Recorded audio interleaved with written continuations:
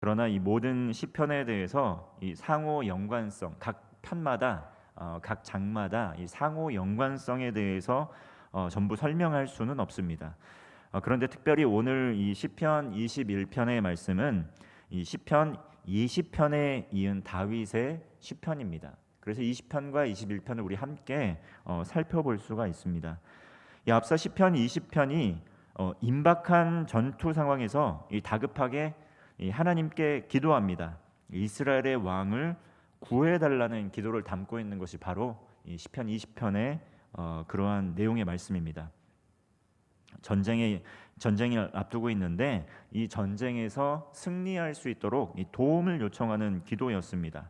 그리고 오늘 시편 21편의 말씀은 그리고 그 기도에 응답하여 주시고 구원하여 주신 이 하나님에 대한 국가적 차원의 기도를 담고 있는 것이 바로 이 시편 21편의 말씀입니다.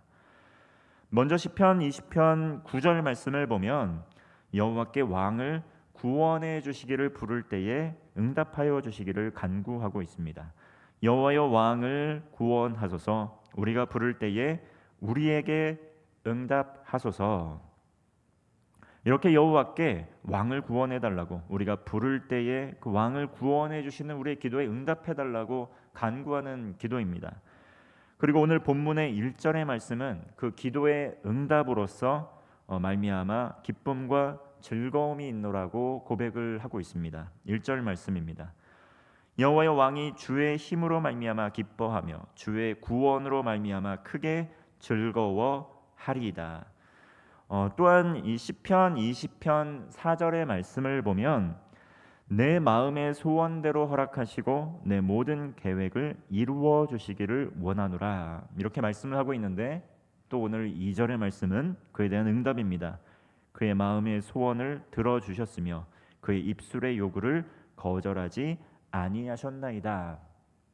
이처럼 하나님께서는 소원대로 허락하시고 또 계획을 이루어 주시기를 간구하는 그 간구 기도에 오늘 본문에서 기도한 것처럼 그 소원을 들어주시고 입술의 요구를 거절하지 않으셨다, 이렇게 고백을 하고 있습니다. 다시 말하면 간절한 기도가 응답된 것입니다. 이 전쟁은 하나님께 속한 것이었기 때문에 하나님께서 힘을 주셔야 하지만 전쟁에서 승리할 수 있었습니다. 이처럼 하나님께 기도했기 때문에 하나님의 힘과 능력을 경험하고 하나님의 기도 응답의 기쁨을 고백할 수 있게 된 것입니다. 하나님께서는 다윗과 이스라엘 민족들 전쟁에서 간절하게 승리하고자 하는 그 마음에 소원을 들어주시고 응답하셔서 전쟁에서 승리할 수 있게 도와주신 것입니다.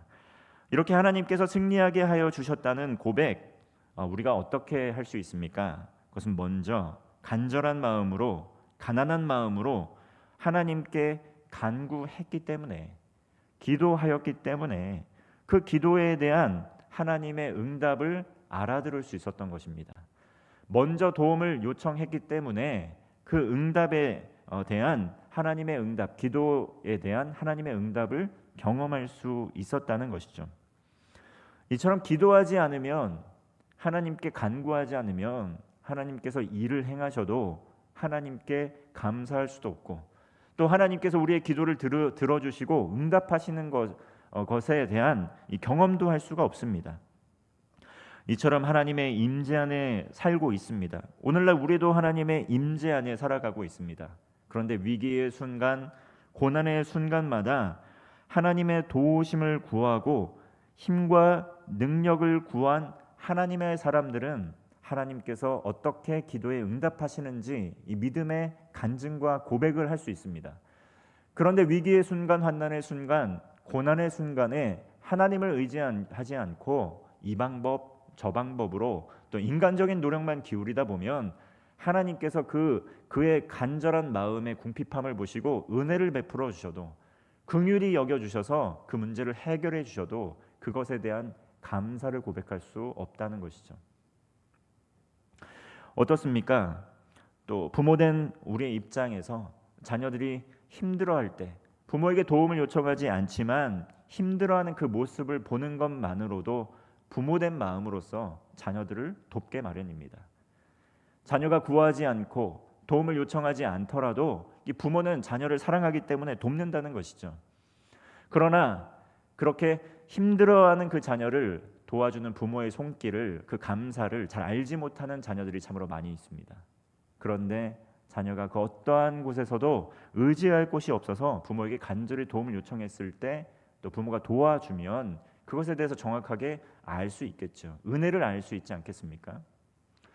마찬가지로 우리도 우리의 삶에서 우리를 사랑하시고 언제나 우리와 동행하시는 그 하나님의 은혜와 자비의 손길 가운데 있음에도 불구하고 주님께 기도하지 않고 하나님께 간구하지 않으면 하나님께서 우리를 도우시고 이끄시고 있음에도 불구하고 그것을 알지 못하고 감사하지 못하고 그 은혜 안에 은혜를 고백하지 못하고 살아갈 때가 참으로 많이 있다는 것입니다.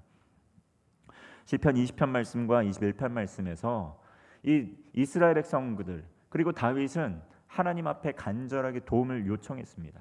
간절하게 하나님 앞에 기도했습니다. 그리고 그 기도의 응답으로서 하나님께서 그들의 기도에 응답해 주신 것을 정확하게 하나님이 하셨구나라고, 하나님께서 하실 수밖에 없는 상황이었구나라는 그러한 고백을 하는 것이죠. 역사의 시계는 계속해서 흘러갑니다. 그러나 역사의 흐름 속에서 이 하나님의 구속사적인 시각으로 바라보는 영적인 눈, 영안이 열려있는 하나님의 사람은 그 순간순간마다 하나님께서 역사하셨다라는 믿음의 고백을 할 수가 있습니다. 그리고 하나님께서 살아계시고 지금도 함께 계시고 이 역사의 주관자가 되신다라는 그런 믿음의 고백을 할 수가 있습니다. 그러나 역사의 흐름 속에서 이 겉으로 표면적으로 나타나는 현상만 바라보게 되면, 그 현상만을 바라보면 좌우로 흔들리게 되고 그 하나님의 일하심을 알지 못하게 됩니다. 그냥 세상에 휩쓸려 가기 마련이라는 것이죠. 그러므로 개인의 삶에 문제가 있을 때 더욱더 하나님 앞에 겸손한 마음으로 무릎을 꿇고 기도해야 됩니다. 하나님, 우리의 삶에 어떠한 계획을 갖고 계시길래 이러한 일들을 하시는 것입니까? 하나님, 간절하게 기도하오니 저의 그 기도, 저의 문제 하나님 손에 있음을 고백하며 간절하게 기도하는 것이죠. 더욱이 가정이 위기 속에 있을 때에도 그러해야 합니다. 또 특별히 나라와 민족이 위기 가운데 있을 때에도 우린 하나님의 도우심을 구하며 간절한 마음으로 기도해야 합니다. 하나님께서는 문제를 통해 역사하시고 그 문제를 통해 문제가 해결됨으로 말미암아 하나님의 사람들이 변화되고 연단받아 거듭나는 시간이 되기 때문입니다. 특별히 하나님의 사람들, 거듭난 하나님의 사람들이 부르짖는 기도를 하나님께서 외면치 않으시고 그 기도를 들으시고 응답하시는 하나님이십니다. 그러나 하나님께서 기뻐하시는 삶, 하나님께서 기뻐하시는 예배, 또 하나님께서 기뻐하시는 기도 가운데 그러한 기도 응답의 역사가 일어납니다. 하나님께서 기뻐하시는 예배와 기뻐하시는 기도는 어떤 기도입니까? 악인의 예배, 악인의 기도가 아닙니다. 회개함이 없는 삶이 완전히 망가지고 삶 속에서는 우상 숭배가 또 하나님을 떠난 모든 악이 또 타락함이 가득한 그러한 삶의 예배, 그러한 삶의 기도, 하나님께서 기뻐하지 않으십니다. 하나님께서는 하나님 앞에 거듭난 회개하는 하나님의 백성들의 기도를 들으십니다. 거룩함으로 또 삶으로 영과 진리로 드리는 하나님의 백성들의 예배와 기도를 또 받으시고 응답하시는 하나님이십니다. 미가 6장 8절에서 말씀합니다. 사람아, 주께서 선한 것이 무엇임을 내게 보이셨나니 여호와께서 내게 구하시는 것은 오직 정의를 행하며 인자를 사랑하며 겸손하게 내 하나님과 함께 행하는 것이 아니냐. 여호와께서 전쟁에서 승리하게 하여 주시는 백성들에게 기대하시는 바가 무엇입니까? 삶 속에서 정의를 행하고 인자를 사랑하고 겸손하게 행하는 것인데 마지막에 나오는 것이 무엇입니까? 하나님과 함께 행하는 것이다. 이렇게 말씀하고 있는 것입니다. 정의가 무엇이고 공의가 무엇입니까? 인간적인 관점에서 정의와 공의를 부르짖어서는 안 된다는 것이죠. 진정한 정의와 진정한 공의는 하나님에게로부터 나오는 것입니다. 하나님과 함께함으로 말미암아 나오는 것입니다. 정의를 행하고 인자를 사랑하고 겸손하게 하나님과 함께 행하는 것입니다. 이것이 하나님께서 말씀하시는 정의, 공의, 사랑입니다. 하나님의 뜻을 구하고 하나님 앞에 회개해야 된다는 것이죠. 기준점이 잘못되면 잘못된 정의, 기준점이 잘못되면 잘못된 공의, 기준점이 잘못되면 잘못된 사랑으로 번지게 됩니다. 하나님의 뜻을 구하고 하나님 앞에 진정으로 회개함으로 하나님의 말씀을 먼저 들어야 한다는 것입니다. 그러한 다윗의 기도, 또 그러한 이스라엘의 기도, 그 기도를 들으시고 하나님께서 그들을 불쌍히 여겨주셔서 하나님께서 전쟁에서 승리하게 하여 주신 것입니다. 그러한 하나님의 사람들을 하나님께서 아주 아름답고 선한 복으로 채워주시고 영화롭게 하실 것이라고 약속하고 계시는 것입니다. 3절의 말씀입니다. 주의 아름다운 복으로 그를 영접하시고 순금관을 그의 머리에 씌우셨나이다. 하나님께서는 다윗에게, 이스라엘 백성들에게 아름다운 복을 주셨습니다. 전쟁에서 승리토록 하셨습니다. 순결한 순금관을 그 머리에 씌워주시면서 대적들의 손에서 건져주시고 높여주셨습니다. 그리고 4절 말씀을 보면 그가 생명을 구하며 주께서 그에게 주셨으니 곧 영원한 장수로소이다. 생명을 주실 뿐만 아니라 영원한 장수의 복, 생명의 복도 허락하여 주셨습니다. 다윗이 하나님 앞에 생명을 구할 때 하나님께서 영원한 장수의 복을 허락하여 주셨습니다. 여기서 영원한 장수라는 것, 단순히 이 세상에서 오래도록 사는 것만을 의미하지는 않습니다. 또 다윗은 왕 아니겠습니까? 이 왕이 길게 오랫동안 번영하면서 통치하는 것을 의미합니다. 여호와께서는 하나님과 마음이 합하였던 다윗이 하나님께 생명을 구하였을 때 오랫동안 번영하는, 통치하는 복을 허락하여 주셨습니다. 그리고 겸손하게 하나님 앞에 회개하면서 그 하나님과 동행하는 하나님의 사람, 그 하나님의 통치자인 이 다윗과 동행하는, 하나님과 동행하는 다윗을 높여 주셨다는 것이죠. 5절 말씀을 보면 주의 구원이 그의 영광을 크게 하시고 존귀와 위엄을 그에게 입히시나이다.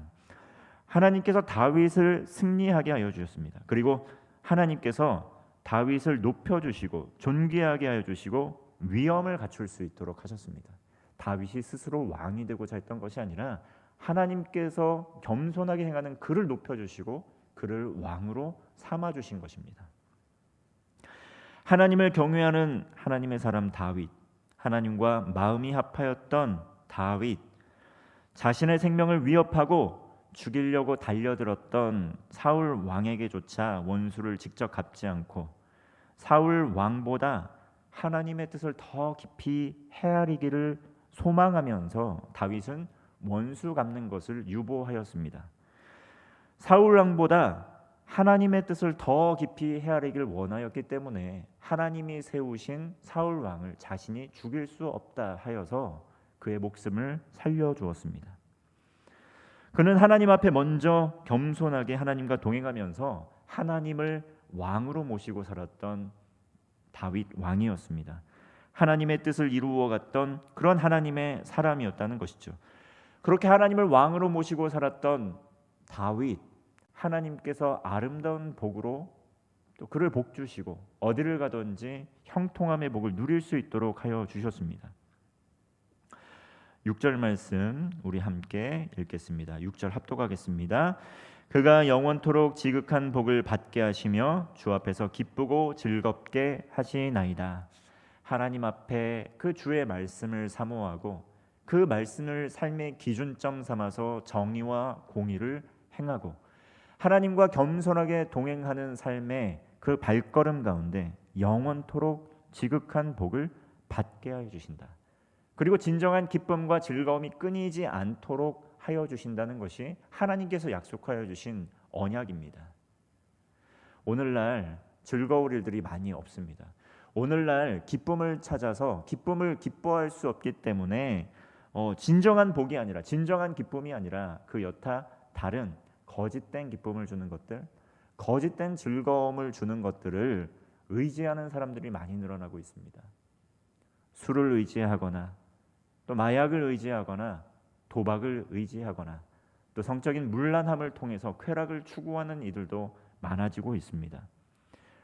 그 근본적인 동기는 무엇입니까? 기쁘고자 하는 동기 아니겠습니까?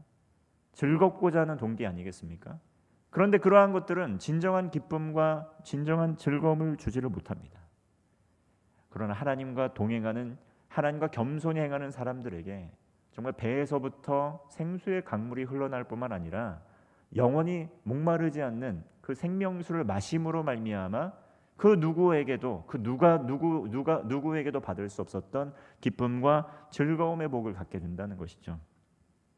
다윗은 먼저 하나님의 말씀을 듣고 하나님의 뜻에 순종했습니다. 상황이 팍팍하기 때문에, 환경이 어렵기 때문에 하나님을 섬길 수 없다고 고백을 한 것이 아니라, 상황이 팍팍하고 환경이 너무 어렵고 때로는 대적들로 드글드글대는 대적들에 둘러싸여서 생명의 위협을 받는 순간일지라도 하나님께 나아가 예배하며 하나님께서 주시는 힘과 능력과 지혜를 구하였습니다. 하나님의 말씀을 듣고 하나님의 뜻에 순종했습니다. 그로 말미암아 다윗은 하나님께서 주시는 영원토록 지극한 복을 받게 되었다는 것입니다. 인간적인 노력으로 왕위를 유지하려고 하였던 사울, 그 사울, 인간적인 노력으로 하다 보니까 어땠습니까? 하나님의 사람인 다윗, 그를 돕기 위하여 온 다윗도 시기하고 질투하면서 다윗을 죽이려고 했습니다. 그리고 하나님의 뜻을 알고자 어땠습니까? 점을 치기까지 합니다. 점을 본다는 것이죠. 우상을 숭배했다는 것입니다. 때로는 적극적으로 다윗을 추격하고 쫓아가서 죽이려고 하였지만 모든 시도가 실패하였습니다. 그 결과 어떻게 되었습니까? 하나님께서 사울을 폐위하셨다는 것입니다. 다윗이 원수를 갚았던 것이 아니라 하나님께서 사울을 버리신 것입니다. 하나님께서 사울을 떠나신 것입니다. 다윗은 하나님을 경외함으로 하나님께서 다윗이 원수를 갚지 않았지만 직접 하나님께서 다윗의 원수를 갚아주신 것입니다. 하나님께서 목숨을 건져주신 것입니다. 하나님께서 다윗의 생명을 연장시켜 주신 것입니다. 다윗은 그렇게 환난과 고난과 시련의 시기를 지나서 주 앞에서 진정으로 기쁘고 즐거운 삶을 고백하며 살게 된 것입니다. 7절의 말씀입니다. 그러한 사람, 이러한 고백이 가능합니다. 왕이 여호와를 의지하오니 지존하신 이의 인자함으로 흔들리지 아니하리이다. 다윗은 고백합니다. 여호와를 의지합니다. 이 여호와라는 이름 자체가 스스로 있는 자, 자존자, 역사의 주관자, 창조자라는 뜻입니다. 이 여호와께서는 스스로 있는 자, 시작과 끝을, 처음과 끝입니다. 그 시작도 알 수 없고 끝도 알 수 없는 역사의 주관자가 바로 여호와라는 이름 안에 담겨 있는 뜻입니다. 역사의 주관자라는 것이죠. 지극히 높으신 존귀하신 하나님, 그 하나님은 인자하신 하나님입니다.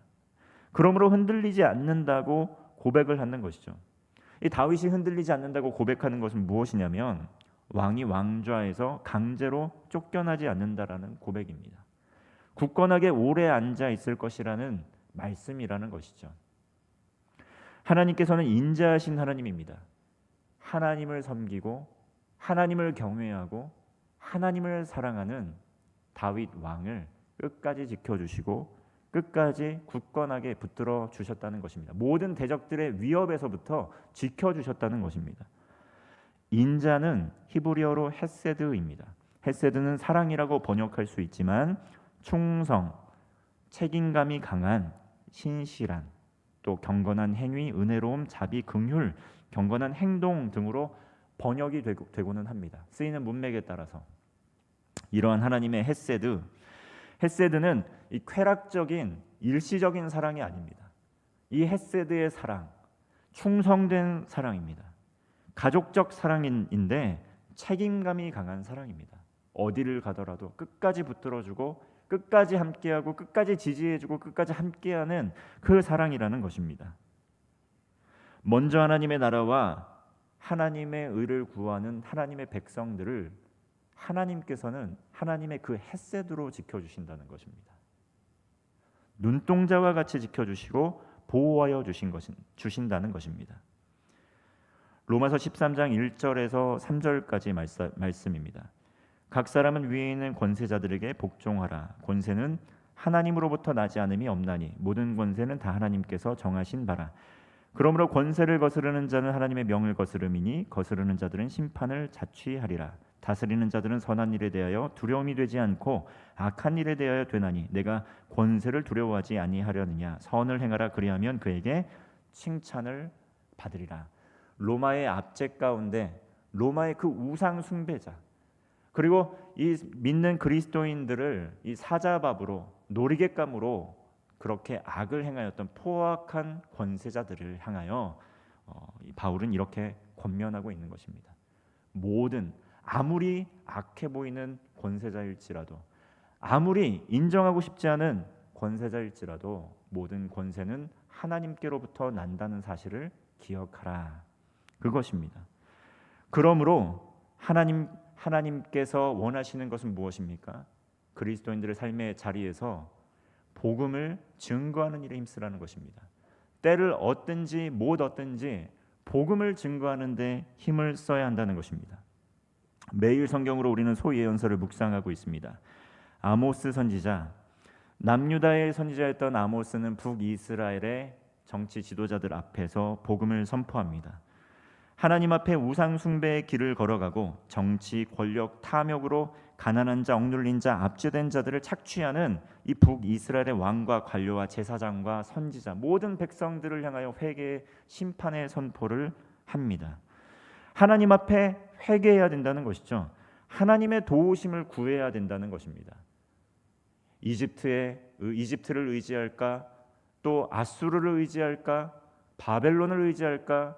어느 나라를 의지할까 고민하는 것이 아니라 먼저 신앙을 회복하고 진정한 이스라엘의 왕이신 하나님을 의지하는 삶을 회복하라고, 신앙을 회복하라고, 그래야 하지 않으면 하나님께서 심판하실 것이라고, 이 도구를 사용해서 하나님께서 심판하실 것이라고 그 경고의 메시지를 강하게 증거하고 있는 것입니다. 북이스라엘 사람들은 나타나 있는 현상만 바라봤습니다. 그러나 하나님께서는 그 현상 이면에 있는 진정한 원리에 대해서 말씀해 주신 것입니다. 하나님을 떠난 북이스라엘의 불순종이 모든 심판을 초래한 것입니다. 모든 권세는 하나님으로부터 나는 것이고 모든 권세자들은 하나님께 순종해야 됩니다. 이 세상의 그 어떤 통치자들도 하나님 앞에 무릎 꿇고 겸손하게 순종해야 됩니다.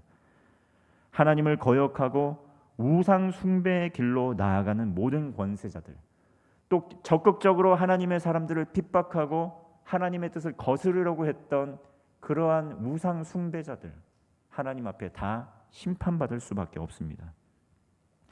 아수르의 니느웨 성에서 심판의 메시지를 요나가 선포합니다. 그 어떠한 왕이랄지라도, 그 어떠한 악한 왕이랄지라도 복음이 필요하지 않은 사람이 없다는 것입니다. 요나 선지자를 통해서 큰 성 니느웨 성에 가서 복음을 선포하게 합니다. 그리고 그 음성을 듣고 짐승부터 온 모든 민족, 왕까지 다 눈물로 회개합니다. 하나님 앞에 회개한다는 것이죠. 하나님 앞에 심판을 거두어 주시기를, 은혜를 주시기를 하나님 앞에 회개함으로 말미암아 온 민족이 하나님 앞에 거듭나는 역사를 이루어 가게 됩니다. 그리고 하나님께서는 심판을 유보하여 주셨습니다. 더 무서운 것이 무엇입니까? 눈에 보이는 위기 상황이 아니라 우리는 몇 해 전에 이 코로나라는 정말 우리가 극복하기 힘든 전염병을 우리는 겪게 됩니다.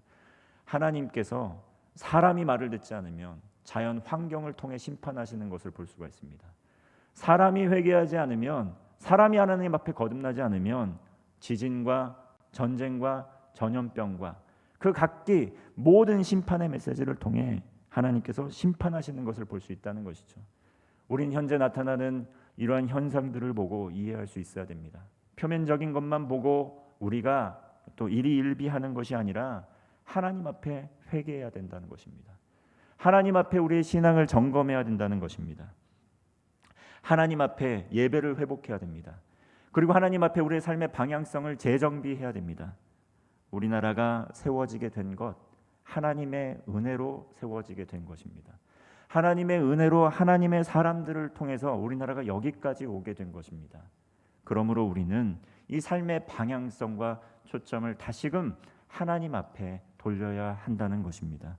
하나님 앞에 무릎 꿇고 나라와 민족을 위하여 기도하고, 하나님 앞에 무릎 꿇고 우리의 가정의 회복을 위하여 기도하고, 또 하나님 앞에 무릎 꿇고 우리 교회 공동체, 한국 교회 공동체 회복을 위하여 무릎 꿇고 기도하고, 그리고 이 땅 가운데 고통당하고 있는 세계 열방의 성도들을 위하여, 아직도 복음을 듣지 못한 이들을 위하여 눈물로 기도해야 된다는 것입니다. 그러나 그러한 눈물의 기도의 자리에서 우리가 멀리 떠나갔다는 것입니다.